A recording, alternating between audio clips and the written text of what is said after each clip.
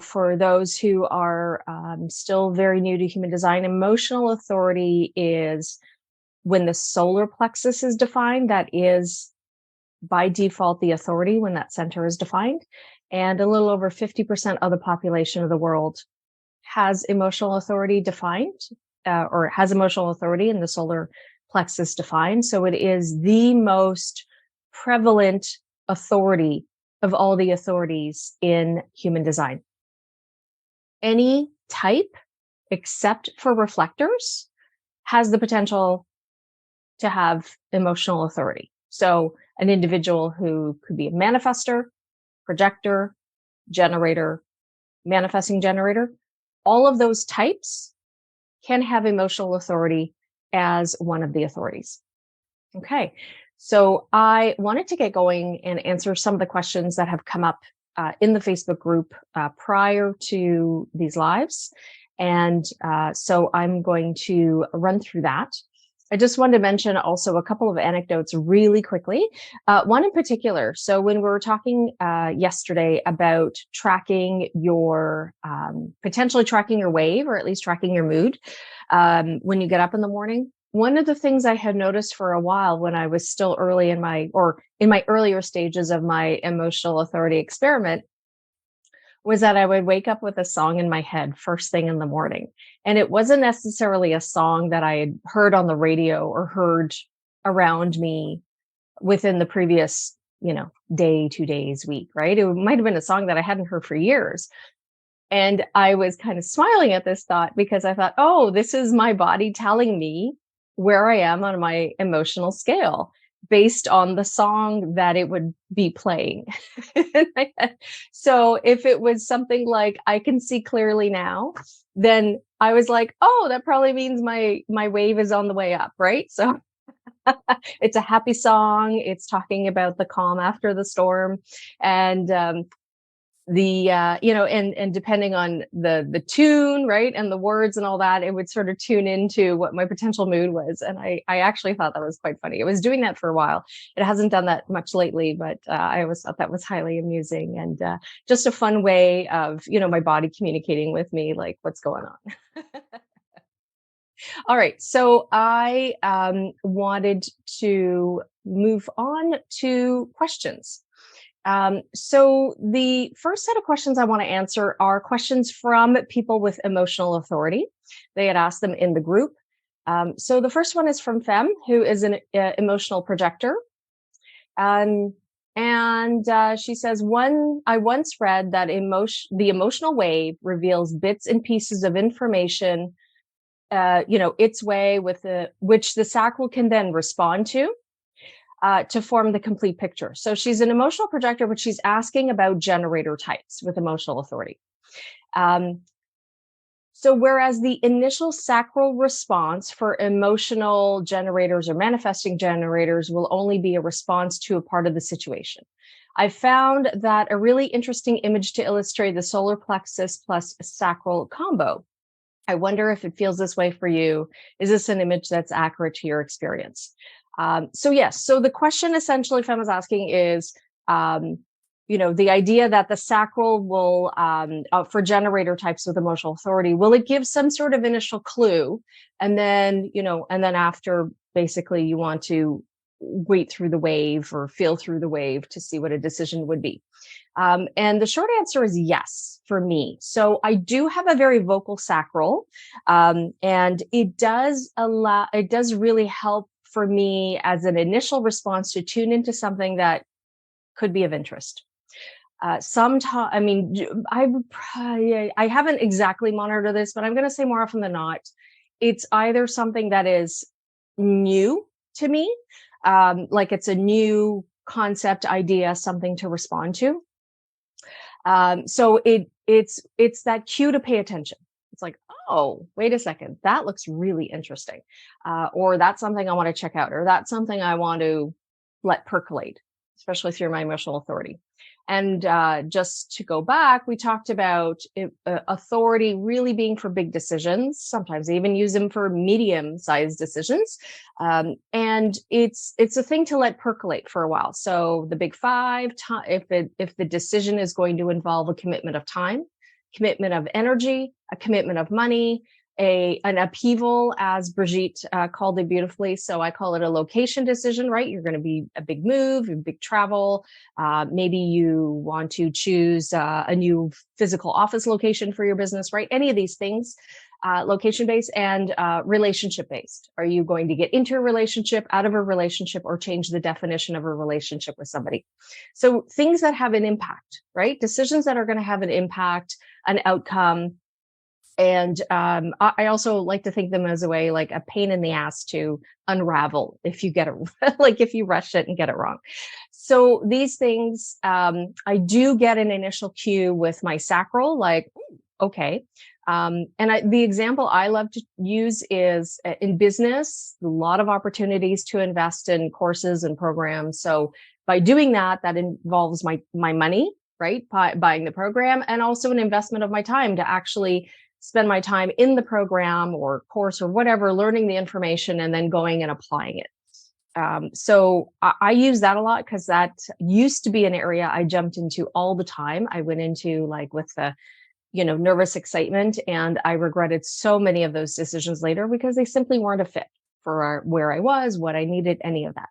So I tend to use my two-pronged approach authority, as I call it, my sacral plus solar plexus, for those very carefully now.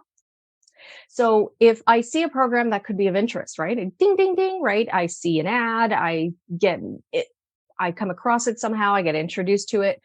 So I'll watch it, I'll read it, I'll collect some of that initial information, and my sacral might go, ooh, this could be of interest, right? This could be useful. This could be something worthwhile. I don't jump into those right away. And then what I do is my sacral has woken me up or allowed me to pay attention to this. And then I sleep on it, right? I take time, I let it percolate. What that does for me is it now separates the initial excitement or enthusiasm of that initial response, and it allows me to just get some clarity. And this is why it's so important as an emotional authority to do that, right? From the initial decision and sleep on it and wait. What seems exciting and in the moment, and all full of possibility in the moment, when you're in that emotional upheaval space, right? It's almost like dust was thrown in your face, right? Woo! And you just kind of need time to settle to sort of get your bearings again. And by doing that, it enables me to go, oh, you know what? That's not really a strategy that I've got on my radar right now, right? That could be of interest maybe sometime down the road, but for right now in my business, this is just not something I'm that interested in, but looks like a good program. So maybe back burner, who knows, one day or maybe never. And so that is, when it comes to as a generator type with a defined sacral that still responds to things as, they come up, and having emotional authority. This is how I use it. And the initial response with the sacral, like I said, is this kind of excitement, and that has me pay attention to it. And then, but the time that it gives me not only allows for me to feel through with my body, does my body feel good about deciding to say yes? It also gives me the time to collect and respond to more information, right? I'm also a line 1. I'm a 1-3 profile. So I really like to research and collect information. And oftentimes by waiting, I've had an opportunity to dive a little bit deeper, watch, more videos or pay attention to more things from maybe that service provider that's offering the program. Maybe there's something that doesn't resonate and I'm like, this person doesn't feel good.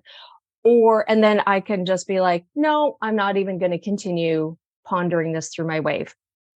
Or it could be that I watch more I love YouTube videos, right? I get a lot of feedback from that.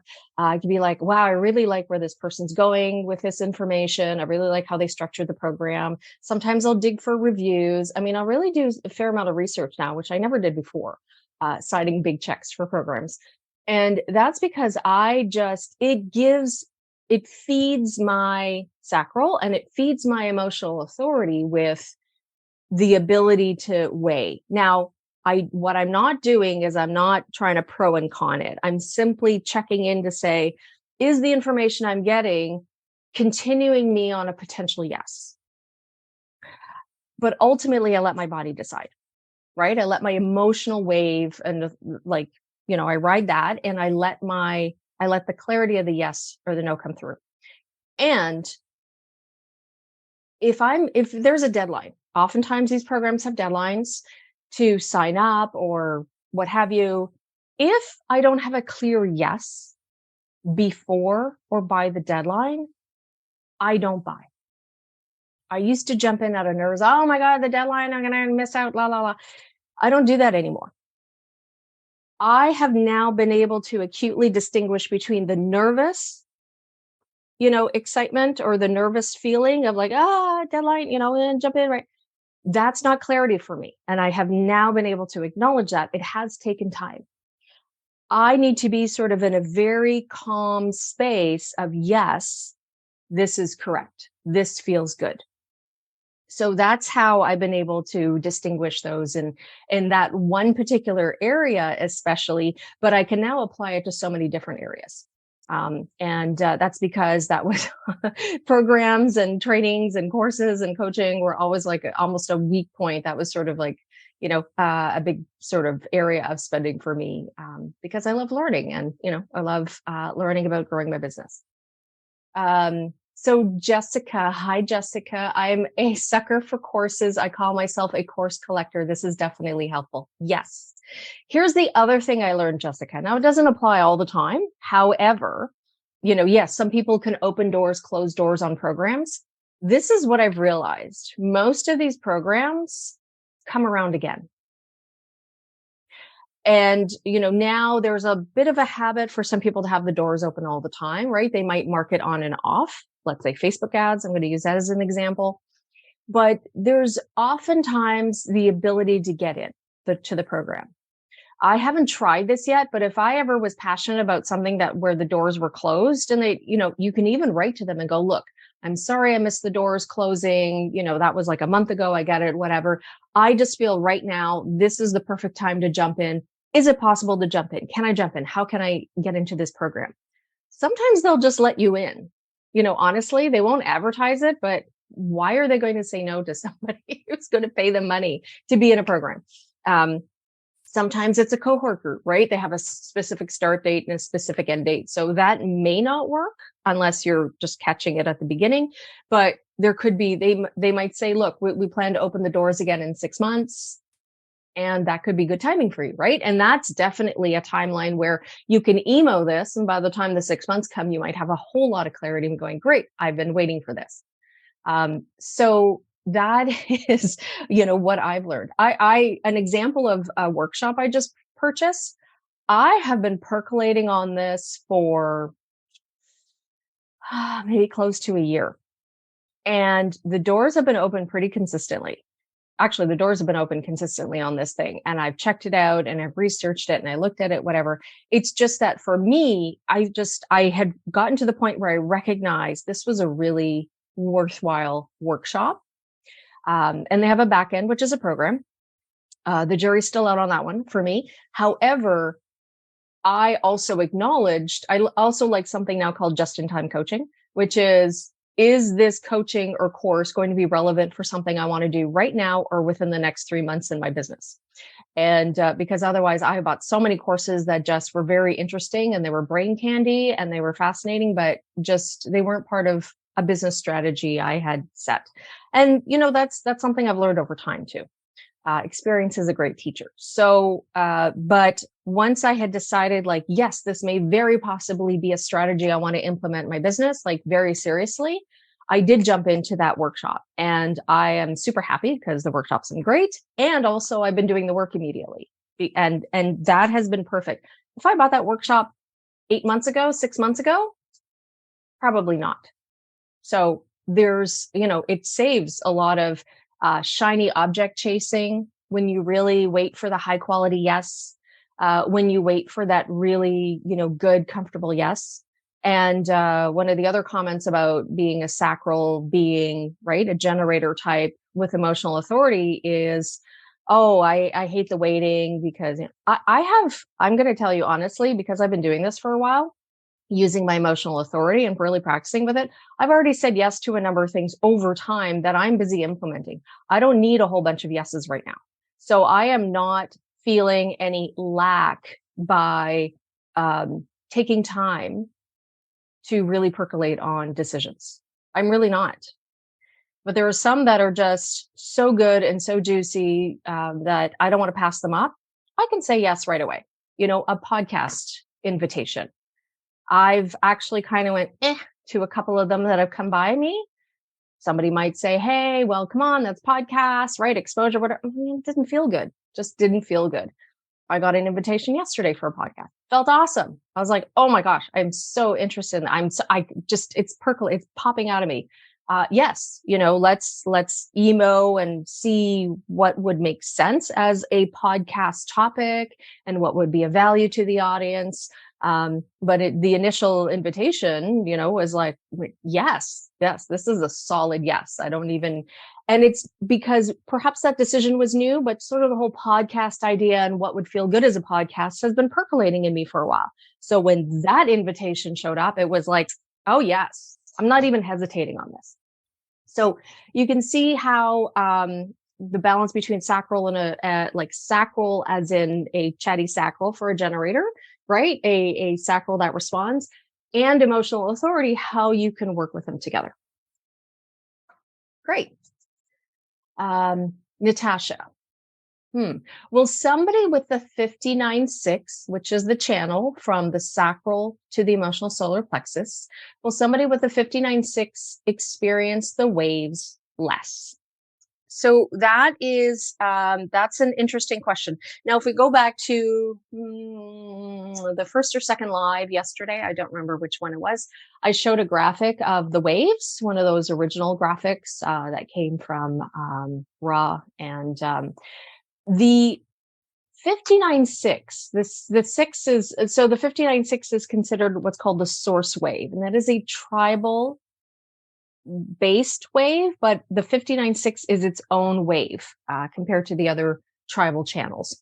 I would say that based on the pattern that was in the graphic, the 59.6 is not as undular, right? Not as many highs, not as many lows, not as many waves, right? It's kind of a very sort of gradual stair step up, and then they don't show the down on that wave, which I thought was kind of interesting. But yes, it's sort of a bit more of it was a much flatter wave than others. So I would say that theoretically, so I'm also a line 3, I like to talk from experience, but theoretically, I would say yes, they would experience the waves less. However, I am somebody, because I have 2 channels. I have a tribal channel and the source wave. I don't feel waves. I can really only, pinpoint in the moment, how do I feel? Right? That's so I don't feel the waves, if that makes sense.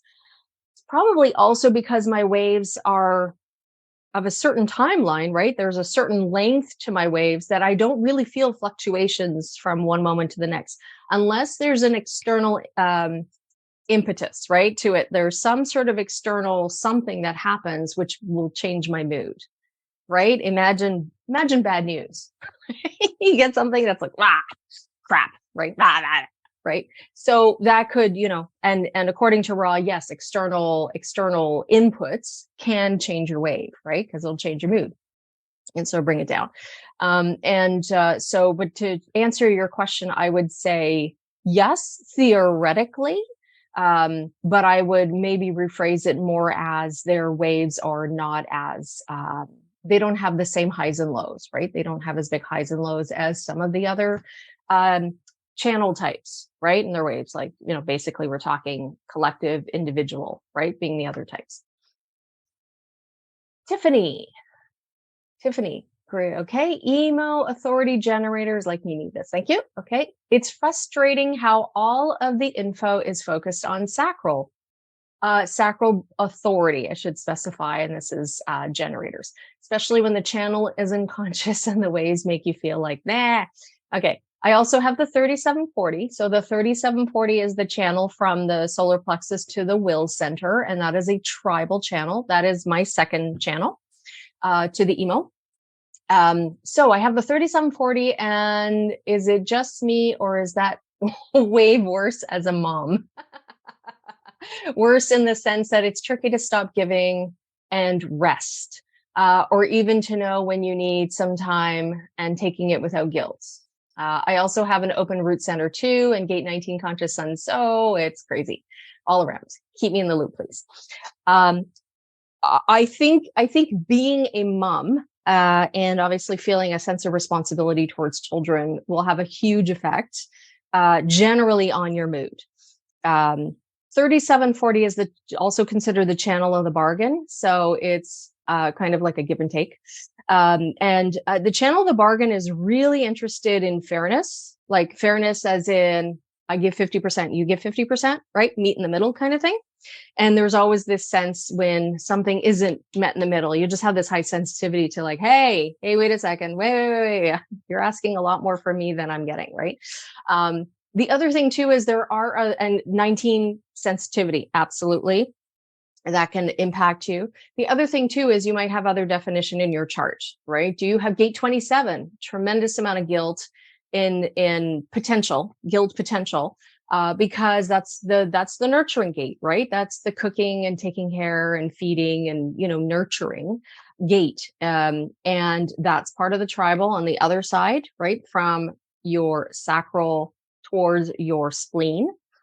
If you have gate 50 off of the spleen, there's a certain amount of sense of responsibility for the tribe, right? And so, there's a lot more in your design. And like you said, you're a mom, you love your children, you want to raise them as best as you can. The challenge, though, that you hit upon here that I can read between the lines, and what you mentioned even here was about tricky to stop giving and rest, right? Give yourself that space, that grace, or even to know how to take some time, right? Here's what I find. It is a little bit more challenging to get clarity when you have like 1,000 things running at 1,000 miles an hour. It's an art. It's an experience, right? It's a practice, and you're the only person who can really master that. And sometimes, when you're low on your wave, there's a lot of creativity, but there might not be the same energy to give, right? So if you feel a little bit low on your wave, if you feel a little bit low energetically, that's a good time to be able to take a rest and take a break. It doesn't make you any less competent as a mom. In fact, taking the rest is a really beautiful thing as a mom.